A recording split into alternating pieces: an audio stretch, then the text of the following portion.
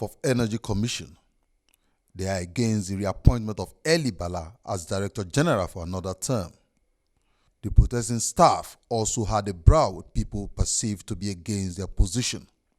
Solidarity forever. We are saying solidarity forever. For the union makes us strong. They are insisting that the Director General lacks the administrative competence to run the commission. This, the protesters say, is enough reason to vacate office. Communicated to you, and we stated our position that we are non-violent, but we resolved that we are not going to work with him. We are pleading to Mr. President to give us any competent person, because he's not competent. And he has a lot of corruption issues, which we are, in a few days, we are going to submit our petition officially to anti-graft agencies for them to carry out their duties. So, what we resolve to, we are not going to work with him. We will sit at the premises, no work. We are almost 95% of the staff. We say we're not going to work with him. Let's see how is he going to work with 10% of the staff.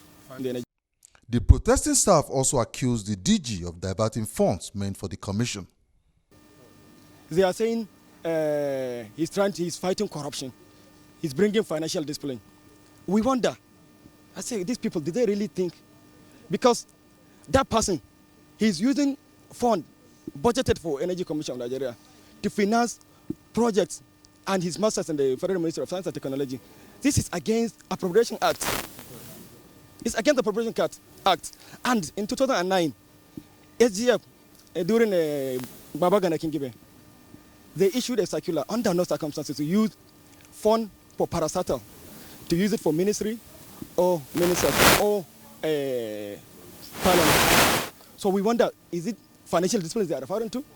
Or is it, and at the same time, they said he brings sanity into the Procurement Act. There is a lot of debt into Procurement and Energy Commission. The last administration, they were good. I say, what? Those people, they are not serious. Because Professor Elijah Bala was the chairman Public Procurement Committee during the last administration. So if there's any failure, okay, there's debt of 16 billion, he will be responsible for that. There are, however, other staff who do not agree with the protesters. For this category of people, Bala's reappointment was done in good faith. Actually, I have to start by commending Mr. President for seeing the reasons to reappoint Professor Bala. Actually, if he hasn't seen any reason to reappoint him, he won't be there. All these allegations, I don't even know how to call them, because I won't even call them allegation anymore. Because they have said it before.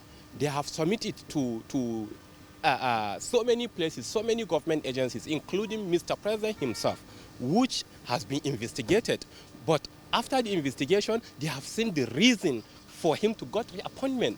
So virtually what I will tell you, all those allegations are baseless. Because if there are any reasons in their allegation, he won't get this reappointment.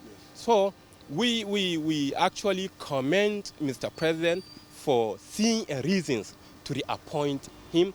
And also we have to support that cause, because we have to support Mr. President and also support those that he brings in here. The DG was not accessible to journalists, but the protesters are not relenting in their bid to have him removed. They have vowed to take their grievances to the doorstep of the Economic and Financial Crimes Commission. Emmanuel Ehijne, PTV.